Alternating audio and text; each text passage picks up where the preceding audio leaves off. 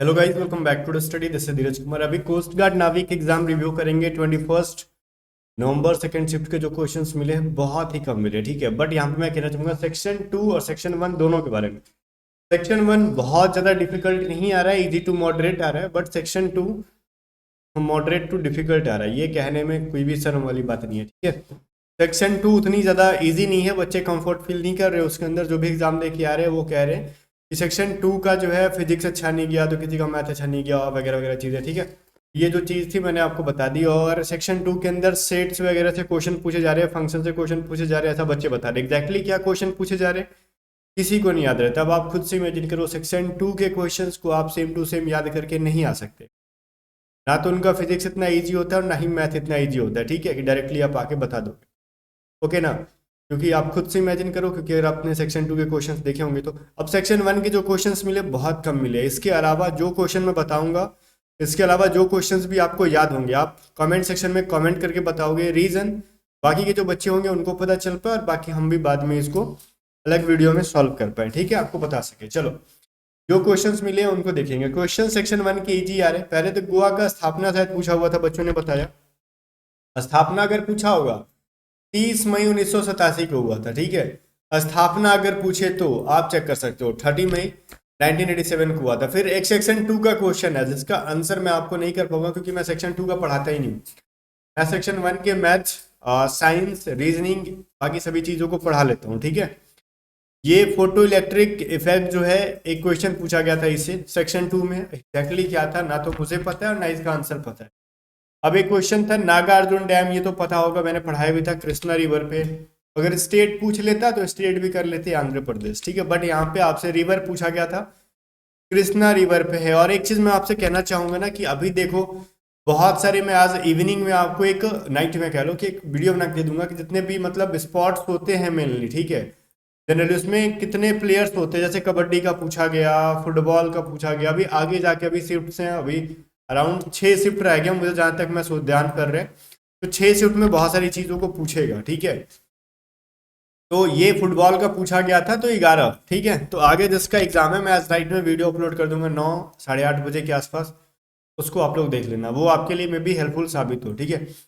एक क्वेश्चन था लेट्स किल गांधी, ठीक है। ये एक बुक है, क्रॉनिकल करके आगे इसका बड़ा नाम है। ये बुक किसके द्वारा लिखा गया? अगर आपने तुक्का भी मारा होगा ना, तुषार गांधी की, गांधी गांधी एक जैसा लग रहा है, तो सही हो गया होगा आपका, ठीक है। ये बुक तुषार गांधी से लिखा लिया, तुषार गांधी ने लिखा था इसको।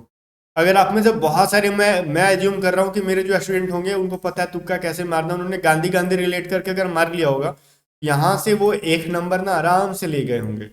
Okay, which wire are use in resistance, ये तो फिर साइंस के पीडीएफ का क्वेश्चन है, ठीक है। तो ये नाइक्रोम, ठीक है। अब नाइक्रोम क्या है भाई? एलोय है टाइप का, निकेल और क्रोमियम का मिश्र धातु है, आप कह सकते हो, ठीक है ना। तो मिश्र है, उसका मिश्रण है नाइक्रोम जो होगा, करेक्ट आंसर है। इसको हम लोग रेसिस्टेंस के तौर पे या फिर फ्यूज के तार के तौर पे यूज कर लेते हैं, ठीक है, नाइक्रोम को।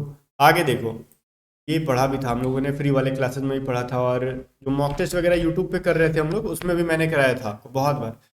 कह रहे अब ये कोरोना के बारे में देख के बहुत लोगों ने इसको मतलब ध्यान ही नहीं दिया, जिन्होंने कभी पढ़ा ही नहीं ना कि कोरोना क्या, खाली वो कोरोना वायरस के बारे में जानते हैं।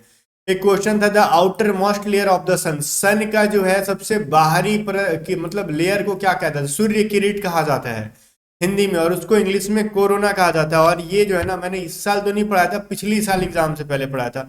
तो मुझे उम्मीद है कि ये जो बच्चे पिछले साल वाले होंगे वो मारे होंगे, नए वालों को नहीं पढ़ पाए होंगे, पिछला क्लास देखता ही नहीं है कोई।